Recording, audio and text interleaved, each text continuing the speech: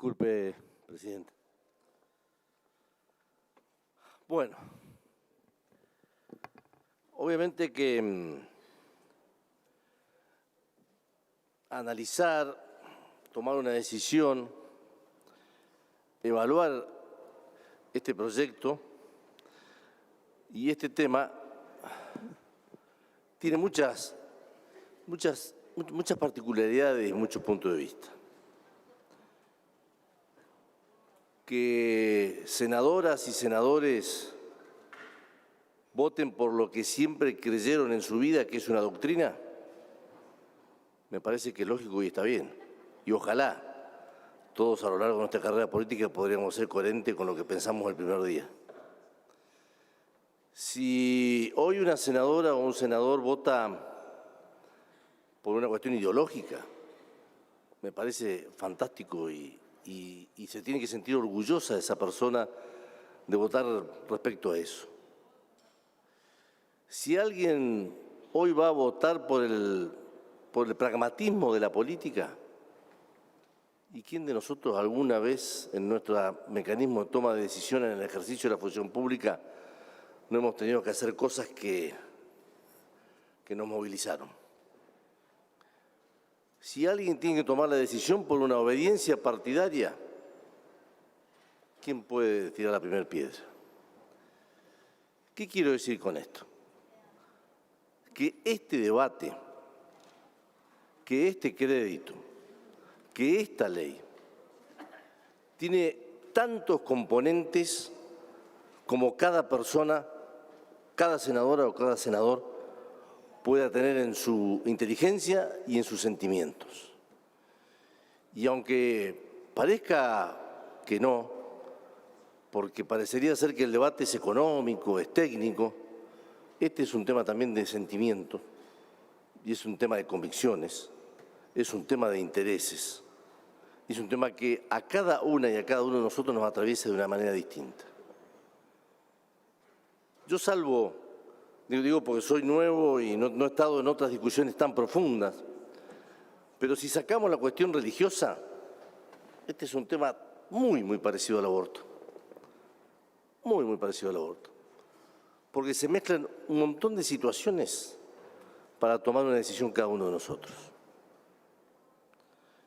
Y yo quiero llamar a la reflexión a algunas senadoras y senadores que hoy a la tarde livianamente se animan a juzgar el voto de cada uno de nosotros. Los que vamos a votar a favor no somos ni los salvadores de la patria, ni los héroes de la deuda pública. Y los que van a votar en contra o se van a abstener no son ni especuladores ni irresponsables. Quien se anime hoy a juzgar nuestro voto en términos tan livianos, me atrevo a decir que todas estas palabras grandilocuentes de hoy a la tarde, del consenso, del encuentro, del ojalá tengamos una nueva oportunidad, etcétera, etcétera, son todas falacias y son todas mentiras. Lo digo desde la más profunda, desde adentro. Si yo tuviera que votar, le digo sinceramente, voto que no. Si voto por lo que siento, por lo que me informé, por lo que leí y por lo que las tripas me dicen. Se lo digo sinceramente, disculpa, señora senadora y senadora. Ahora, también entiendo que tengo que optar entre el mal menor de la situación que estamos viviendo.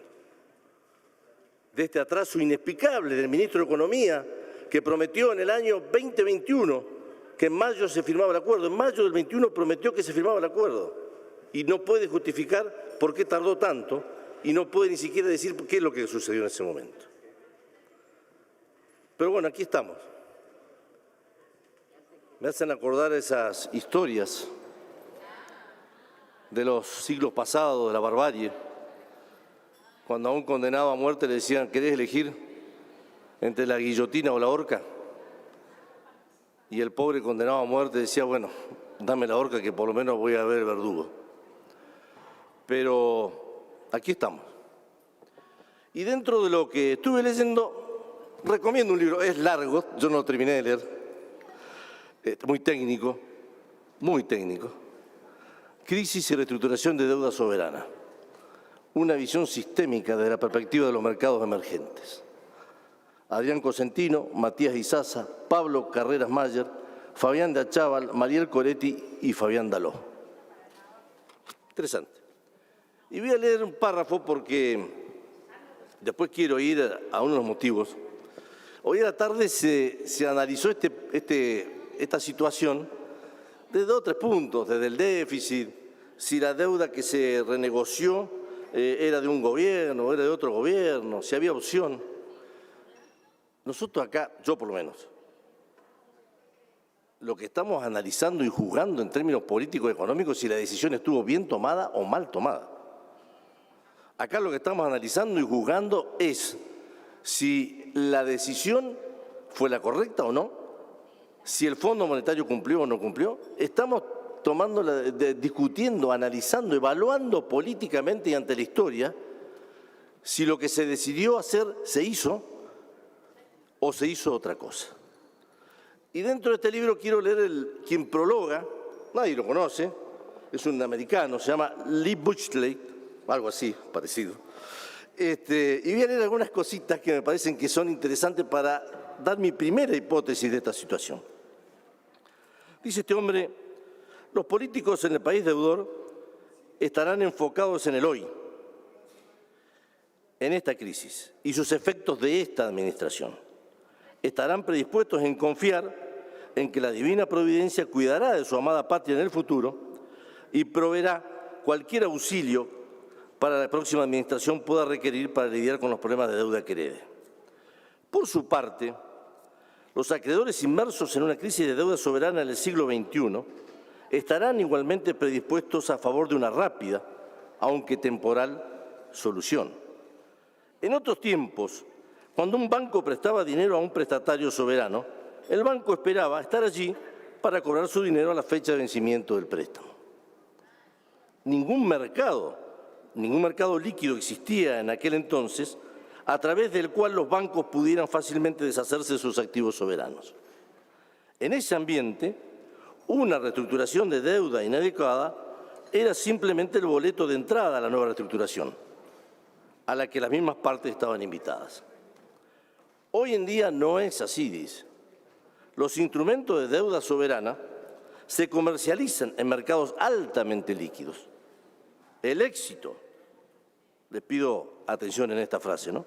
El éxito para cualquier tenedor en cualquier momento del tiempo, medido por si el deudor soberano eventualmente repaga su deuda, el éxito está determinado por el hecho de si ese tenedor puede vender en instrumentos antes que el amplio mercado reconozca que el deudor puede no ser capaz de repagar su deuda.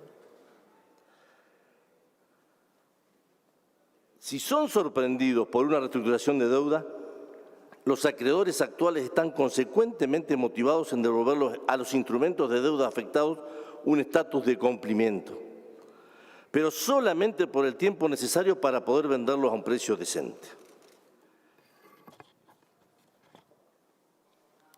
La pregunta es, en ese momento, abril del año 2018, abril, mayo, junio, fuga permanente de dinero, pérdida de confianza del gobierno, ya no era creíble, y había ese año miles de millones de dólares que el gobierno de Cambiemos tenía que afrontar. Y como se venía haciendo habitualmente, esos vencimientos se iban roleando, se iban proyectando hacia adelante. Y el mercado dijo: no hay más renegociación, no hay más recambio de deuda, por más que nos quieran pagar la tasa que nos quieran pagar. Y en vez de reestructurar la deuda, en vez de renegociar los plazos, en vez de renegociar las tasas, el gobierno de Cambiemos decide pagar al contado esa deuda con el crédito del Fondo Monetario Internacional. Lo que en teoría está en este libro se vio en la práctica.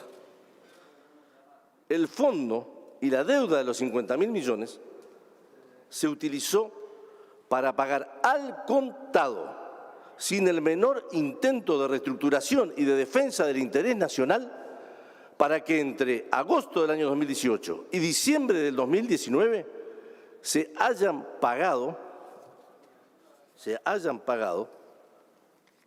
37.149 millones de dólares en moneda extranjera y 6.072 millones en moneda nacional. 15.229 millones en letras, 10.750 millones de dólares en MONAR, 5.427 millones en los bonos internacionales y 1.577 millones en discount, entre otras cosas. Y por eso que digo que fue una decisión absolutamente equivocada. La pregunta es si fue equivocada por un error de percepción o de decisión, o si se fue equivocada para devolver la gentileza a quienes habían financiado en los 2 años anteriores con 70.000 millones de dólares el ingreso de capitales a la Argentina. En el año 2016 y 2017, la Argentina recibió de fondos externos 70.000 millones de dólares, lo que en un país como el nuestro recibe en 10 años. Cuando esos tenedores de bonos, bancos y fondos se dan cuenta que el gobierno no iba a poder devolver ese dinero, empezaron a cerrar el crédito y entonces el gobierno decide, el Fondo Monetario, con la excusa de que es más barato y con la excusa de que son otros plazos, pero lo concreto es que los que vinieron con el dinero se lo llevaron. Y no hubo ningún intento ni esfuerzo por defender el interés nacional en ese momento. Y voy a leer algo textual, que echa por tierra toda esta defensa de la ley de imitación financiera. Yo sigo insistiendo, este fue un crédito tomado, una decisión de Duhovne, con Sturzenegger, con el aval y el liderazgo de Macri. Podrán decir que los papeles están hechos, no hubo ni un decreto. No hay ninguna documentación en ningún lado que justifique técnicamente esto. Y voy a leer algo oficial,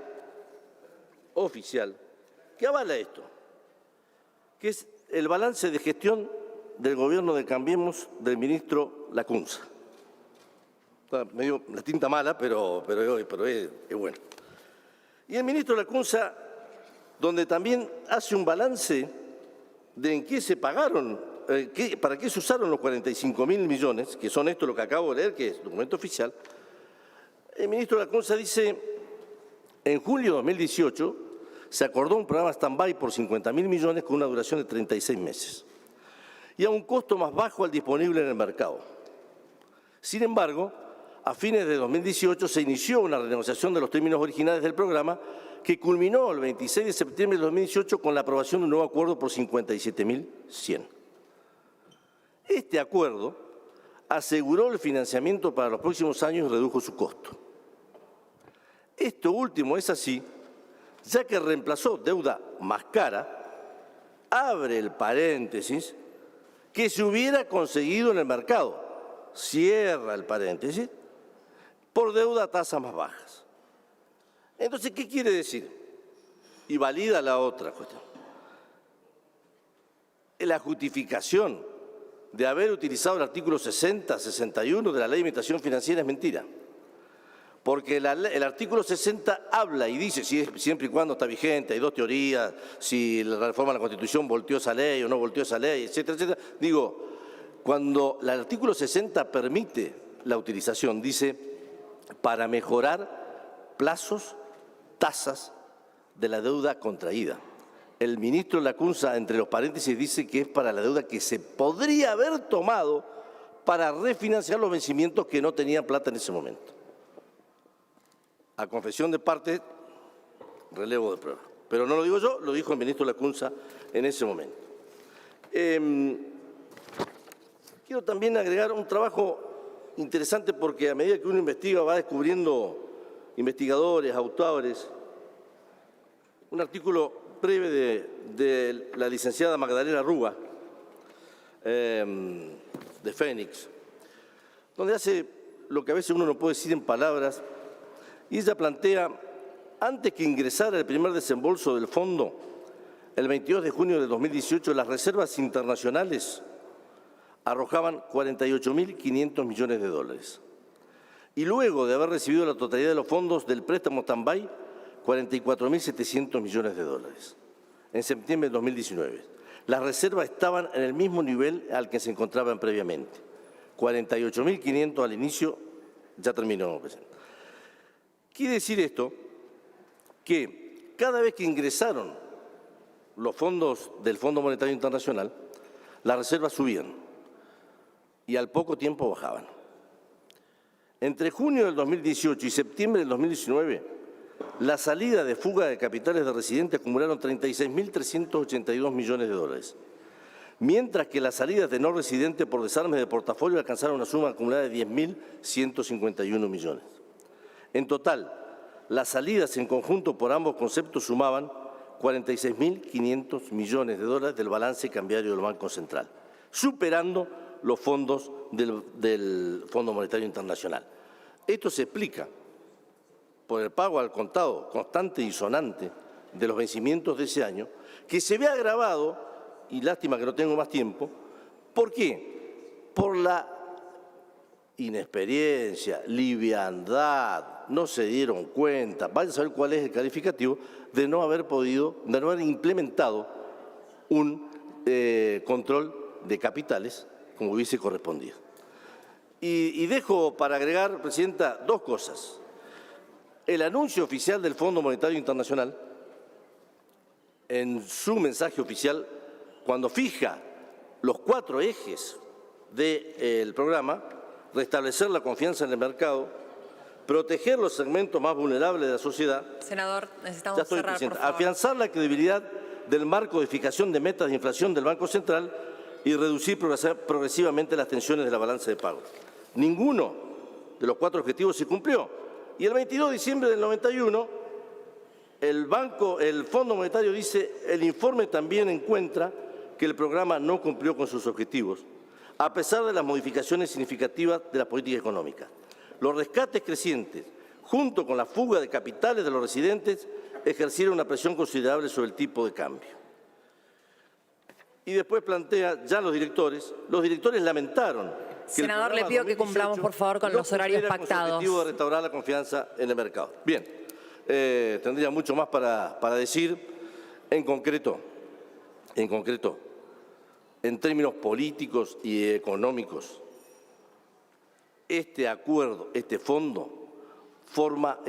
el fondo forma parte de las peores malapraxis de un gobierno en la Argentina, en la historia de la deuda pública argentina. Hay que analizarlo en la toma de decisión política y económica, los argumentos que se pusieron, los efectos que produjo y las consecuencias. Ninguno de los tres, ni los argumentos, ni los efectos, ni las consecuencias son las deseadas para el bienestar de la nación. Muchas gracias. Gracias, senador.